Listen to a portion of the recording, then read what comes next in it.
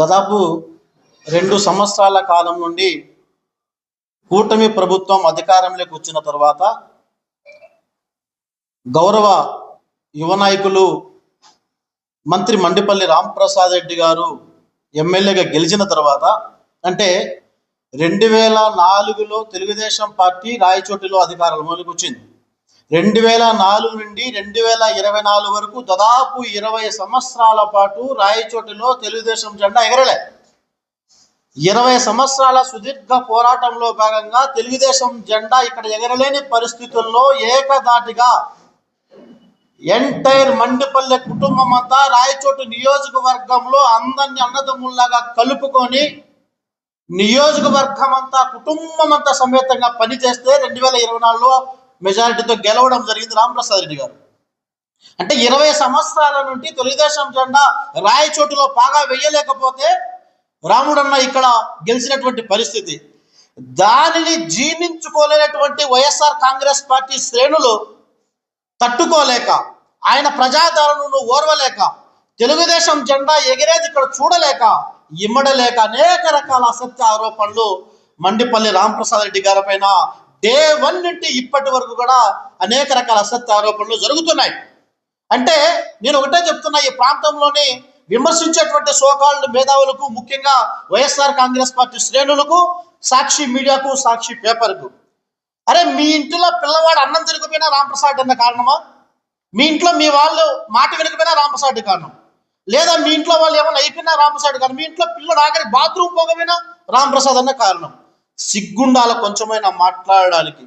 నిన్నటి రోజున దాదాపు 3 రోజుల క్రితం ఇదే రాయచోటులో దశరథ రామిరెడ్డికి మరియు ఆ సైట్ ఓనర్ రఘునాథ్ రెడ్డికి మధ్య జరిగినటువంటి ల్యాండ్ ఇష్యూ, ఇద్దరు వైకాపాకు సంబంధించినటువంటి వ్యక్తులే. అయితే దశరథ రామిరెడ్డి ఆనాడు వైఎస్ఆర్ కాంగ్రెస్ పార్టీ అధికారంలో ఉన్నప్పుడే 2022లోనే అదే సైట్ ఓనర్ను బలవంతంగా కొట్టి కబ్జా చేసి దావు అక్రమంగా వేస్తే ఆ సైట్ ఓనర్ సంబంధించినటువంటి వ్యక్తి ఆనాటి మిథున్ రెడ్డికి, అప్పుడు పనిచేసినటువంటి ఎమ్మెల్యే శ్రీకాంత్ రెడ్డికి మొరపెట్టుకున్నారు. అయ్యా, నేను కూడా మీ పార్టీకి పనిచేసినటువంటి వ్యక్తినే, మీ పార్టీ మన పార్టీ సంబంధించిన దశరథ రామిరెడ్డి అన్యాయంగా నా భూమిని కబ్జా చేసి దావా వేస్తున్నాడు, నన్ను కొట్టినాడని చెప్తే 2022వ తేదీలో 2022 సంవత్సరంలో మీ వైఎస్ఆర్ కాంగ్రెస్ పార్టీ అధికారంలో ఉన్నప్పుడు, నువ్వు కౌన్సిలర్ గా ఉన్నప్పుడు నీ పైన నమోదు అయినటువంటి సెక్షన్లు ఇవి. ఆనాడు తెలుగుదేశం పార్టీ అధికారం లేదు సుమా, ఎక్కడ తలకాయ పెట్టుకుంటావు? మిథున్ రెడ్డి మాట్లాడుతున్నాడు, ఏంది తెలుగుదేశం పార్టీ హత్య రాజకీయాలకు ప్రోత్సహిస్తున్నదా? మిస్టర్ మిథున్ రెడ్డి గారు ఆలోచన చేయి. 2022లో మీరు అధికారంలో ఉన్నప్పుడు, మీ పార్టీలో అధికారంలో ఉన్నప్పుడు నీ అల్లరి ముగ్గులు ఇదే దశరథ రామిరెడ్డి రౌడీదం చేస్తే, ఆనాటి సైట్ ఓనర్ కంప్లైంట్ ఇస్తే ఆనాడు పోలీసులు కేసు కట్టినారు 2022 సంవత్సరంలో. అంటే ఆనాడు దౌర్జన్యం చేసింది మీరు, కేసులు పెట్టించింది మీరు, కాపాడింది మీరు. సిగ్గు లేకుండా మళ్ళీ ఈనాడు అన్యాయంగా మంత్రి మండిపల్లి రాంప్రసాద్ అనుచరులు దాడి చేస్తారని చెప్పేసి మాట్లాడి పరామర్శించే పరిస్థితికి పోతున్నావు. అంటే మీ ప్రభుత్వంలో మీరే కేసులు పెట్టించి ఇప్పుడు మీరే పరామర్శకు పోతున్నారంటే దీన్ని రాజకీయంగా చూడాలా, వేరే విధంగా చూడాలా? ఈ ప్రాంతంలోనే ప్రజలు కాదు, రాష్ట్రం అంతా కూడా దీని వైపు చూసేటువంటి పరిస్థితి కనబడుతుంది. మరి మహాతల్లి ఆమె విజయమ్మ సంథింగ్ ఏదో పేరు, ఆ మహాతల్లి మాట్లాడుతుంది, 40 సంవత్సరాల సుదీర్ఘంగా మేము రాజకీయాలలో ఉన్నాం, మా చేతనైతే ఏం చేస్తామో చూస్తామని చెప్పి మాట్లాడుతున్నది ఆ మహాతల్లి. ఏం తల్లి, 40 సంవత్సరాలు కాదు కదా, స్వర్గీయ మండిపల్లి నాగిరెడ్డి, లేట్ మండిపల్లి నాగిరెడ్డి గారి పెట్టినటువంటి దయా దాక్షిణ్యాలతో, భిక్షతో మీరు ఈనాడు రాజకీయాల్లో కొనసాగుతున్నారు. మీరు కద్దరు చొక్కాలు వేసుకున్నారంటే మహానుభావుడు మండిపల్లి నాగిరెడ్డి గారు పెట్టినటువంటి భిక్ష. 40 సంవత్సరాల ఇండస్ట్రీ అంట, వీళ్ళు ఏదేదో చేస్తారంట, పొడుస్తారంట. అదే బుడ్డ పకీరు ఆ పక్క తిరుపతిలో నేను ఒక ప్రెస్ మీట్ పెట్టినాడు, రకరకాల మాటలు. ఆ బుడ్డ పకీరు ఓబుల్ రెడ్డి ఎవరు ఏందండి మాట్లాడడం? అది ఎంతవరకు కరెక్ట్? అది ఎవరు రౌడీజం చేస్తున్నారు, ఎవరు దౌర్జన్యాలు చేస్తున్నారు? బీద బిక్కి జనం కష్టపడి సంపాదించుకున్నటువంటి డబ్బులతో 1 సెంటు 2 సెంట్లో భూములు కొంటే నీ కళ్యాణ మండపానికి దావ లేకపోతే కబ్జా చేస్తావు. ఆ పక్క అనేక మంది, చాలా మంది పేదలు 2 సెంట్లు భూమిని కొంటే దాన్ని కబ్జా చేస్తావు. ఎస్టీ కాలనీలో గిరిజన బిడ్డలు గుడిసెలు వేసుకుంటే వాళ్ళకు దౌర్జన్యంగా బెదిరించి కొట్టించి వాళ్ళను రాత్రికి గుడిసెలన్నీ ఖాళీ చేపించేస్తావు. ఇదే మీ నిత్యమైనటువంటి చరిత్ర. ఇంకొకటి హైలైట్ అయిన విషయం ఏమిటంటే, పులివెందుల నుండి 2023వ సంవత్సరంలో ఇదే దశరథ రామిరెడ్డిని అదే సైటులో పిచ్చి కుక్కను కొట్టినట్టు కొట్టినారు. పులివెందుల నుండి వచ్చింది తెలుగుదేశం పార్టీ వాళ్ళ, వైఎస్ఆర్ కాంగ్రెస్ పార్టీ వాళ్ళ. వైఎస్ఆర్ కాంగ్రెస్ పార్టీలో వేంపల్లిలో క్రియాశీలకంగా పనిచేసినటువంటి ఆనాటి ఎంపీపీ రవిరెడ్డి గారు మనుషులు, వాళ్ళు వాస్తవంగా డబ్బులు పెట్టి కొన్నారు. వాళ్ళ భూమిని సైతం ఆక్యుపై చేసుకోవడానికి నువ్వు దౌర్జన్యం చేస్తే పులివెందుల నుండి గూండాలు వచ్చారండి. పులివెందుల నుండి గూండాలు, రౌడీలు వచ్చి నిన్ను చిత్తుకుగా కొట్టినప్పుడు నువ్వు ఇదే మండిపల్లి రాంప్రసాద్ రెడ్డికి సహాయం అడగలేదా? అడిగారా లేదా? ఒకసారి నీ ఆత్మ పరిశీలన చేసుకో.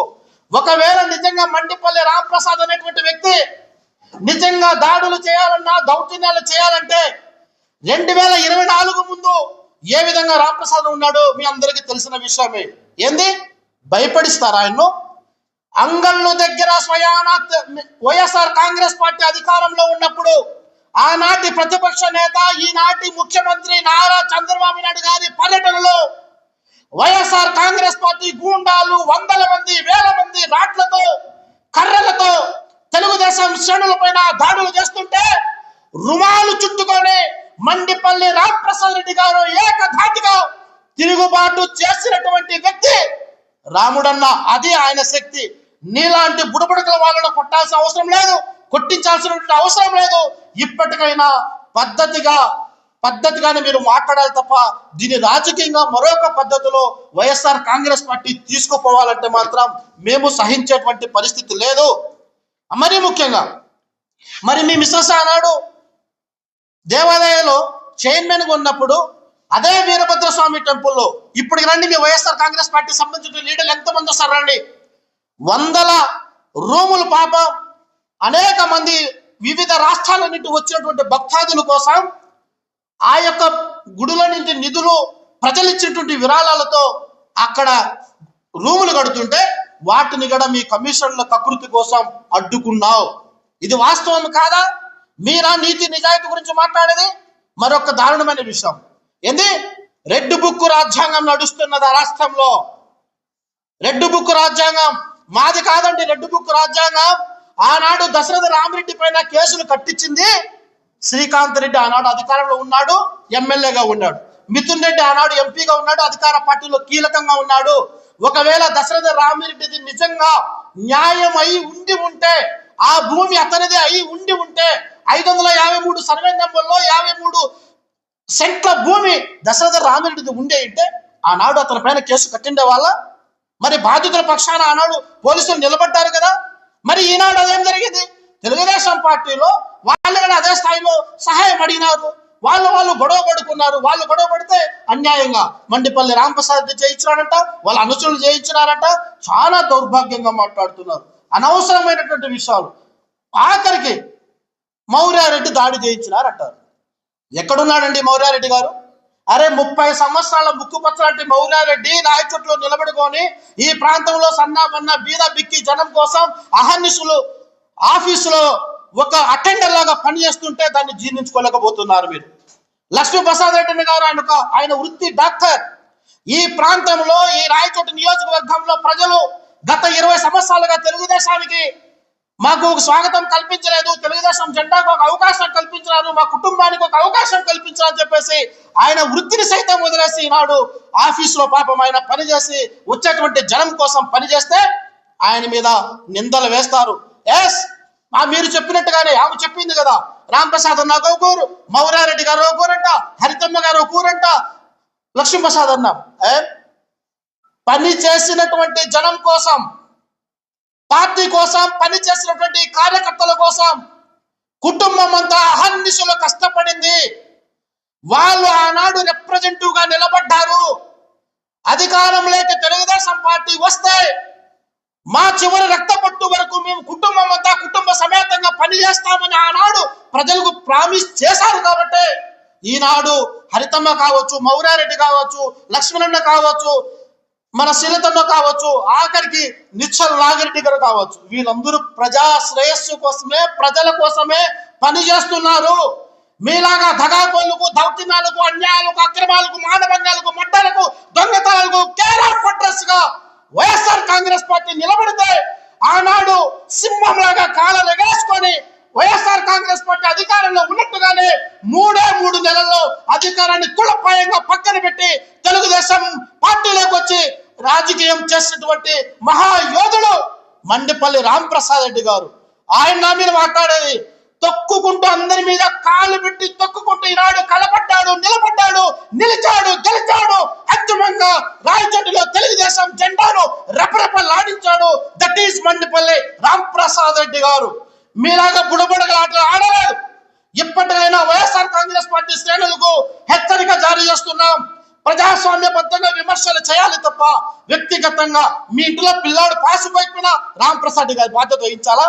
కాబట్టి ఇప్పటికైనా కానీ మేము ఒకటే విజ్ఞప్తి చేస్తున్నాం, ఎవరైతే బాధితులు ఉన్నారో వాళ్ళకు న్యాయం చేయాలి. ఎవరైతే ప్రతి ఒక్కరూ తప్పనిసరిగా యూట్యూబ్లోకి వెళ్ళి కడప వార్తను లైక్ చేయండి, సబ్స్క్రైబ్ చేయండి. ఇట్లు మీ జి రమణయ్య, ఎడిటర్, కడప వార్త.